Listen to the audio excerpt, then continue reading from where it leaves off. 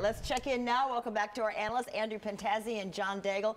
I've been watching them in our green room going, oh, surprise, surprise. It's not everything is a surprise, though. We knew Donna Deegan was ahead in the polls, so we heard her just now say from her watch party, quote, "I am the clear front runner."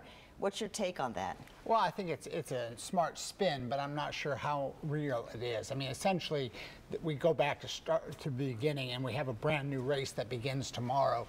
I'm sure she's glad to have the numbers where they are, but to declare herself the front runner, I think, is a little bit optimistic. At this point, both parties have to consolidate their voters, and I think it's going to be a brand new race beginning tomorrow. So with this brand new race, let's talk about this, Andrew. What does Davis have to do to make up what right now is a gap?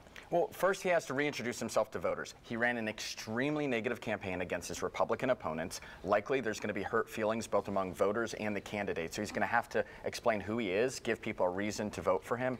And knowing the playbook that his political consultant uses, he's likely going to turn extremely viciously negative in the next 2 months. And we're going to see that play out over the airwaves. We're going to see that play out with mailers.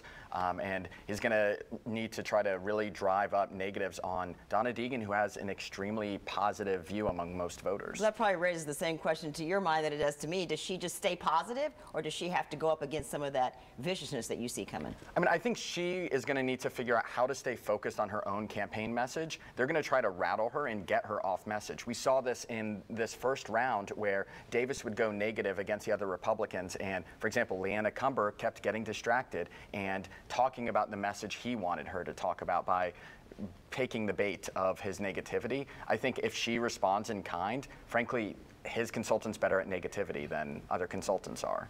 Let's talk about money. You all have seen the tons of ads you've been seeing around town, the signs. Some of the candidates who spent oodles of money on their campaigns lost tonight. For example, yeah, I think there are several examples. I mean, even though Duval doesn't have a true party primary because it's a unitary election, this first election was very much like a party primary in that, in a lot of cases, the amount of money you spent did not necessarily correlate to the amount of votes you got. I mean, for example? Well, Cumber spent a lot and certainly didn't correlate to the amount of votes she got. There was Phillips, who lost that race after being the top spender in that seat.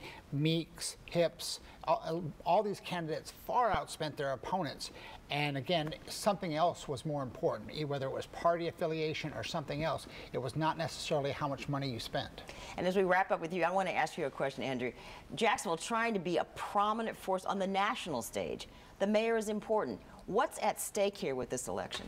Well, we're the 12th most populous city, and even more importantly than that, among cities that have strong mayor forms of government like ours, where the mayor's vested with a lot of power, we're the 7th most populous. So it's really important on a national stage. There's not many city governments in this country with more people living in them, and with a mayor with as much power as our mayor has. And so whoever wins this is going to have a lot to say over not only our residents, but for people with national concerns that, that might be thinking about Jacksonville either because the Jaguars are coming here. The mayor, whoever's running that office, is really going to impact them, and it's going to impact how people perceive us. So these votes matter, and the coming election matters a lot too. We appreciate your time tonight. They will be here digging through the numbers and analyzing, and you'll be able to see more analysis from them tonight at 11 o'clock.